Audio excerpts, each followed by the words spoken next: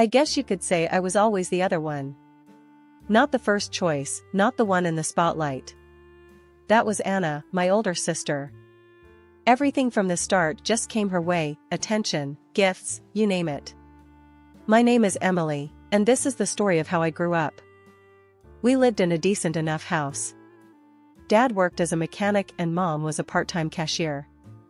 They weren't rolling in money, but somehow, there was always enough for Anna. Me? I got the leftovers. One cold December evening, which pretty much set the tone for my childhood, we were sitting around the small dinner table. Anna was going on about some school project she aced. Mom, Dad, my teacher said it was the best in the class.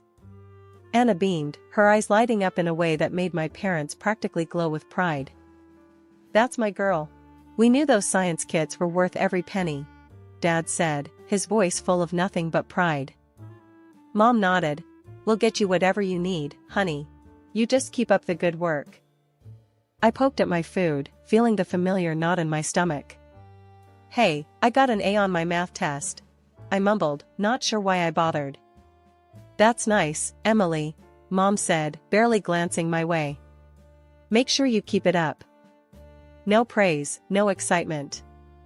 It was like scoring well was expected of me, or worse, like it didn't even matter. I learned early on not to expect much.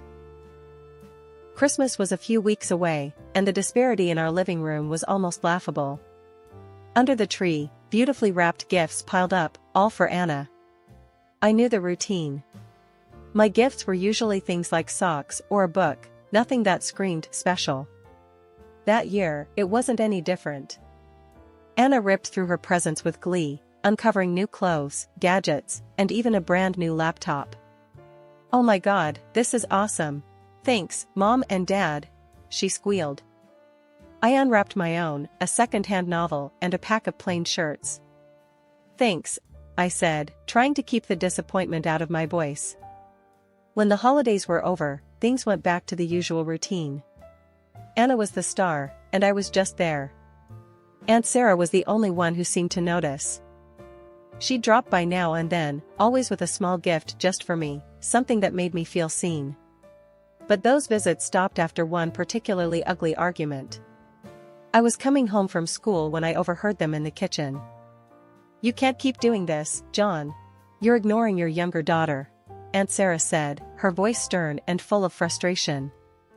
Sarah, she doesn't need as much as Anna, Dad fired back, his tone harsh. That's not the point. It's about showing both your daughters that you care. Well, maybe if Emily was more like her sister, it wouldn't be so hard, Dad retorted, not realizing I was listening. Aunt Sarah saw me first, her face dropping as she caught my eye. I ran up to my room before I heard any more, the sting of tears hot on my cheeks. After that, Aunt Sarah wasn't allowed over anymore. Dad said she was causing trouble, stirring up drama that didn't exist. But it did exist, I lived it every day. After high school, it was like standing at the edge of a cliff. Anna was off to college with a fat check from Mom and Dad to cover her dorm, books, everything. Me? I got a pat on the back and a good luck, Emily. I moved out not long after that. There was no drama, no teary goodbyes. Just me, packing my few things into old boxes and suitcases, while Mom watched, her face unreadable. I found a small apartment on the outskirts of town. It wasn't much, but it was a start. The place was shared with two other girls, Lisa and Jen, who were about as broke as I was, but with dreams just as big. Welcome to the dungeon, Lisa joked on the day I moved in, showing me around the cramped space with a laugh. We make it work, though. You got a job lined up? Starting at the diner tomorrow, I replied, dumping a box on the bed that would be mine. And maybe something at the bookstore, part-time. Good hustle, Jen nodded, her eyes approving. We all pitch in for rent on the first. No exceptions, okay? Got it, I assured her, already calculating my hours and expenses in my head. Working 2 jobs wasn't easy. The diner had me on my feet all day, taking orders, dodging the grumpy chef's temper, and smiling through it all. Nights or evenings I spent at the bookstore, shelving books and ringing up sales, the calm a stark contrast to the diner's chaos. Months turned into a year, and saving up for college seemed like chasing a mirage. Just when I'd have a little put aside, something came up. Like the time I got sick. It hit me out of nowhere. One day I was fine, the next, I was burning up, barely able to get out of bed. Lisa found me like that, shivering under a pile of blankets. "Jesus, Em, you look like hell," she exclaimed, her face creased with concern. "You need a doctor." "I can't afford a doctor," I muttered, feeling the room spin a little. "We'll figure it out," she insisted, pulling out her phone. "There's a clinic, they charge based on what you earn. Don't be stubborn about this." The clinic was a crowded, weary place where the wait times could break you if the illness didn't. When my turn finally came, the doctor was a kind, tired-looking man who prescribed some meds and plenty of rest. "You need to take it easy," he advised, handing me a prescription. "Can you take some time off work?" I almost laughed. "Not really, but I'll see what I can do." Back at the apartment, I crunched the numbers. Meds, missed shifts, just scraping by on rent, it all added up too fast. My college fund, the little there was, dwindled to nothing. After the medical ordeal and draining my savings, I knew I had to face it, I needed help. Swallowing my pride, I decided to call home. It had been a while since we talked, not properly since I moved out. The phone rang, and I braced myself. "Mom? It's Emily." "Emily, this is unexpected. Everything okay?" Her voice was cautious, not warm or worried. "I need to ask a favor. Can I come home for a bit? Just till I get back on my feet?" My voice sounded small, even to my own ears. There was a pause, the kind that tells you the answer won't be what you want to hear. "Oh, Emily, you know your sister just moved back in with her husband. They're using your old room. There's really no space." My heart sank, but I pushed on. "Can't we figure something out? Maybe I could sleep on the couch? It's just for a little while." There was another long pause. "I'm sorry, Emily. It's just not possible right now. Maybe when things settle down with Anna and the baby." I hung up and sat there, the silence of the apartment pressing down on me. They had made their choice, and I wasn't it. I was on my own, truly on my own. The next few days were a blur of applying for any job I could find, skipping meals to save a few bucks, and trying not to think about the fact that my own family had turned me away when I needed them the most. It was during one of my late-night job searches that I got a call from Aunt Sarah. "Emily, sweetheart, I heard about what happened. Are you okay?" Her voice was like a lifeline. "Hey, Aunt Sarah. I'm managing. Just trying to figure things out. Listen, why don't you come stay with me for a while? You shouldn't be alone through this." I felt tears prick at my eyes, relief washing over me. "Really? Are you sure? I don't want to impose." "Of course, I'm sure. You're not imposing. Your family, more than just when it's convenient. Pack your things, and come over. We'll sort the rest out together." "Thank you, Aunt Sarah. Thank you so much," I said, my voice thick with emotion. Packing up my things again, I couldn't help but feel the weight of the rejection, but also the warmth of being welcomed without conditions. Aunt Sarah's place wasn't big, but it was filled with love, something that had been sorely missing for too long. When I arrived, Aunt Sarah was waiting at the door. She wrapped me in a big hug as soon as I stepped out of the cab. "You're home now, Emily. Let's not worry about anything else tonight," she said, ushering me inside. Life at Aunt Sarah's was different from anything I'd known. It was quiet, peaceful, and, most importantly, I felt wanted. A few days after I moved in, Aunt Sarah and I sat down at her old, scarred kitchen table for some real talk. The morning sun spilled over the cluttered surface, turning the steam from our coffee cups into golden swirls. "So, Emily, what's the plan?"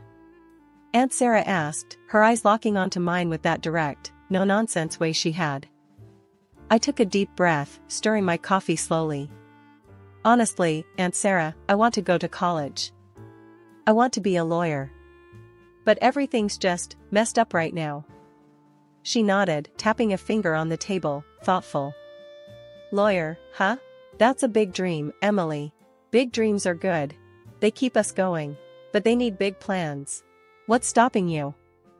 Money, I said flatly. Money is stopping me. And I've been working jobs, but it's never enough, especially not for law school. Aunt Sarah leaned back, her chair creaking slightly under the shift. I might have a solution for that. But it comes with a condition. I frowned, curious and a bit wary. What kind of condition? You get into college, and I'll pay for it. But, Emily, you've got to commit. No half measures. You work your tail off, you study hard, and you pass everything. Not just pass, excel. Can you do that? Her offer floored me. It was more than I could have hoped for. Yes, I can do that. I will, Aunt Sarah. Thank you. With that, we started planning. I applied to colleges that offered good law programs, crafting application letters late into the night. When the acceptance letter from a well-respected state college came, I actually pinched myself, thinking I was dreaming. I did it, Aunt Sarah. I got in. College was tough. Law school even tougher. Aunt Sarah's financial support freed me from the constant stress of money, but it put another kind of pressure on me. The pressure to succeed, not just for myself, but for her too. As semesters passed, I not only met Aunt Sarah's expectations, I exceeded them. My grades were top of the class, and I landed an internship at a local law firm. One evening, after a particularly grueling day at the firm, I came home to find Aunt Sarah in the kitchen, her expression more serious than usual. Sit down, Emily. We need to talk. Worry pricked at my heart as I took a seat, noticing she wasn't her usual self. What's wrong, Aunt Sarah? She sighed, a long, heavy sound. Nothing's wrong, exactly. I just want you to know how proud I am of you. You've done more than I ever expected. You're going to be a great lawyer. Her praise warmed me, but her tone hinted at something unsaid. Thanks, Aunt Sarah. I couldn't have done it without you. That's not just it, she continued, her eyes serious. You've got to start thinking about what comes next. You're about to fly, and I'm just glad I could give you the wings. During my final year of law school, I managed to secure a prestigious internship at a respected law firm downtown. The first day, I walked into the towering building feeling like I was exactly where I was supposed to be. My supervisor, a sharp-tongued lawyer named Mr. Coleman, met me at his office door with a skeptical look. So, you're the intern I've heard so much about. Emily, right? Mr. Coleman's voice was gruff, his eyes scanning me like I was a case file he wasn't sure about. Yes, sir. I'm here to learn and contribute as much as I can, I replied, my voice steady, despite the butterflies dancing in my stomach. The work was intense. I spent days buried in legal research, drafting documents, and sometimes, I was allowed to sit in on client meetings, observing the real dance of law. Mr. Coleman didn't hand out praise easily, but when he did, it stuck. One late evening, after everyone else had gone home, I was still at my desk poring over a particularly tough case when Mr. Coleman walked by. He stopped, looking over my shoulder at the piles of legal journals and notes spread out in front of me. Don't you ever go home, Emily? He asked, an eyebrow raised in amusement or maybe respect, I couldn't tell which. Not until I figure this out, I answered without looking up. This case could set a precedent, and I think there's an angle we've missed. Mr. Coleman grunted, pulling up a chair. Show me. We spent the next hour discussing the case, back and forth, with me arguing my point based on a precedent I found that could help our client. Finally, he leaned back, rubbing his chin thoughtfully. Not bad, Emily. Not bad at all. You've got a sharp mind for this. Keep it up, and you'll make a fine lawyer. The day I graduated, I felt a mix of pride and nostalgia. Aunt Sarah was in the front row, clapping louder than anyone else, her eyes shining with tears. After the ceremony, as we walked out of the auditorium, she hugged me tight. "You've done it, Emily. All those years of hard work, and here you are," she said, pulling back to look at me with that proud, unwavering support that had become my rock. "I couldn't have done it without you, Aunt Sarah. You believed in me when no one else did, not even myself," I said, my own eyes misty. With law degree in hand, I started applying for jobs. The market was competitive, brutal even, but I was not deterred. I sent out dozens of applications, went on several nerve-wracking interviews, and finally, I got a call that would start the next chapter of my life. "Ms. Emily, this is Jared from Mason and Associates. I'm pleased to inform you that we'd like to offer you the position. Your internship performance was highly recommended by Mr. Coleman, and we believe you'd be a great fit." I almost dropped the phone. "Thank you, Jared. I'd be honored to accept." When Aunt Sarah told me my sister Anna had never graduated college due to her early pregnancy and quick marriage, I wasn't really surprised. Aunt Sarah's health took a turn for the worse not long after that revelation. I was at work, buried in files, when I got the call from the hospital. My world stopped. I barely remember grabbing my things and rushing out. Everything after that was a blur until I reached her side. She was weak, her voice barely a whisper, but her eyes were the same, sharp and knowing. "Emily," she murmured as I took her hand, trying to swallow the lump in my throat. "I'm here, Aunt Sarah. I'm right here," I managed to say, my voice trembling. She squeezed my hand, her grip frail, but firm. "You did good, kid. I'm so proud of you. You remember what I always told you? To be strong. To stand up for myself," I replied, the tears I had been holding back now streaming down my face. "That's right. And you have," she said, her voice growing fainter. "I've left you something. In my will. The house, it's yours now." I nodded, unable to speak, squeezing her hand. We didn't say much after that. We didn't need to. Later that night, she passed away quietly in her sleep. The months following her death were a blur of legal matters and settling into the house that was now legally mine. I transformed it into something that felt like a real home for the first time in my life. Then, out of the blue, my parents and Anna with her husband and kids decided to visit. I should have known they weren't just coming to check on how I was holding up. As soon as Anna walked in, she started inspecting the place like she was at an open house, commenting on every piece of furniture and layout. "Oh, this would be perfect for the kids," she said loudly. "Look at all the space, Mom." Her husband nodded, adding, "Yeah, we could really spread out here." I clenched my fists, trying to keep my cool. It wasn't until my mother chimed in that I lost it. "Emily, you should really think about letting Anna have the house. They need the space, what with the kids and all. You can manage fine in a smaller place, can't you?" I stared at them, disbelief turning quickly into anger. "Are you serious? This is my house. Aunt Sarah left it to me, not to Anna. I'm not going anywhere." Anna, who had been pretty quiet, finally piped up, her voice dripping with entitlement. "But you don't need all this space, Emily. It's just you here. We're a family of 5. It just makes sense for us to have it." That's when I laughed. It wasn't because anything was funny, but because the sheer audacity of their request was absurd. "You think just because you have kids and a husband, I have to give up my home? That's not how this works." Mom looked shocked. "Emily, don't be greedy. Think of the family." "Family?" I scoffed, the word bitter in my mouth. Where was this family when I needed a place to stay? When I needed help? They didn't have an answer to that. "Look," I said, my voice firm as I stood up taller, "I appreciate you all coming here, but this house is mine. Aunt Sarah wanted me to have it, and I'm going to honor her wish. You need to leave now." Anna's husband tried to argue, his face turning red, but I didn't let him get far. "Out. All of you, now. Or I'll call the police." They muttered about me being ungrateful and greedy as they gathered their things. Anna shot me a look that could freeze lava, her disappointment clear. But as they left, the weight on my shoulders lifted. I had stood up for myself, for my home, and for Aunt Sarah's memory. I came home from work to the most absurd situation. I couldn't get into my own house, the locks had been changed.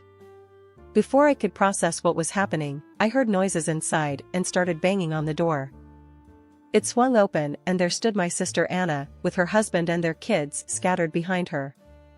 "We've decided to move in here," she declared with a smug look, as if it was the most natural decision in the world. "What are you talking about?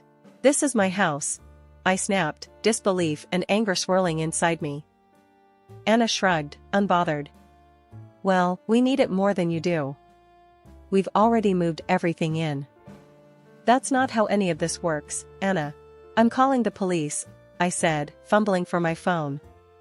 She laughed, clearly thinking I was bluffing. "Sure, go ahead." I dialed 911. While we waited, our parents showed up, drawn by the commotion. They sided with Anna, of course. "Emily, why are you being so difficult? This is family, we should stick together," Mom said, her voice high-pitched and nervous. "Dad, tell her," Anna added, turning to our father, who just frowned at me. "This is just plain wrong, and you know it," I shot back, the reality of the situation making my hands shake with rage. Anna's husband, who'd been silent until then, stepped up. "Just drop it, Emily. Otherwise, you'll regret it," he sneered, his tone menacing. I started recording on my phone, aiming it at him. "Threaten me again, and it's on record." He lunged for the phone, but I sidestepped him. Right then, the police arrived. It didn't take long for them to assess the situation. My sister was crying now, her kids confused and scared. Anna's husband kept saying, "It's just a family matter," trying to downplay his earlier aggression. Mom was sobbing by now, pleading with the officers. "Please, they're just kids, they don't understand. We're her family." I took a deep breath before I explained to the police. They broke in and changed the locks. I didn't give them permission. "This is my house." The officers were firm. "Breaking into a house and changing the locks is illegal, even if you are family," one of them told Anna and her husband. Finally realizing the seriousness of the situation, my family's bluster faded. The police made it clear they had to leave. Reluctantly, and with plenty of resentful glances thrown my way, they gathered their things. After the police left, I called a locksmith to change the locks again, this time making sure no one else had the keys. As I stood in the doorway of my reclaimed space, the silence was heavy, filled with the echoes of the confrontation. It was a few months later when I met Mike. He was a friend of a friend, introduced to me at a small gathering. Mike was easy to talk to, with a straightforward way about him that I appreciated. "So, you've had quite the year, huh?" Mike said, handing me a drink with a knowing smile. "You could say that," I replied, the corner of my mouth tilting up in a half-smile. "It's been eventful." As the evening went on, we talked about everything and nothing, music, books, our shared disdain for soggy French fries. It was refreshing, talking to someone who didn't see me as the overlooked sister or the woman who kicked her family out. Weeks turned into months, and Mike started coming around more often. One quiet evening, as we sat watching a movie with a bowl of popcorn between us, Mike turned to me. "Emily, I've been thinking," he began, pausing the movie. "Yeah?" I responded, my heart skipping a beat. "I really like what we have. I mean, I know your house is your sanctuary, but I was wondering if you'd be okay with me being a more permanent part of it," he asked, his voice tentative. I looked at him, really looked, and saw everything I needed in his sincere, hopeful gaze. "I'd like that," I said simply, and his smile lit up the room. Life didn't become perfect overnight, but it felt a whole lot lighter with Mike by my side. We faced a few more challenges, like when Anna tried to stir up trouble again by spreading rumors about me being heartless. But this time I didn't face it alone. "Let them talk," Mike said one evening after I got a frustrating call from Mom, telling me how upset Anna was. "The people who know you, really know you, they know the truth. That's all that matters. He was right, and slowly, I began to let go of the anger and resentment. It wasn't worth holding on to. Instead, I focused on the good, the home I was building, both the physical walls around me and the emotional barriers I was letting down.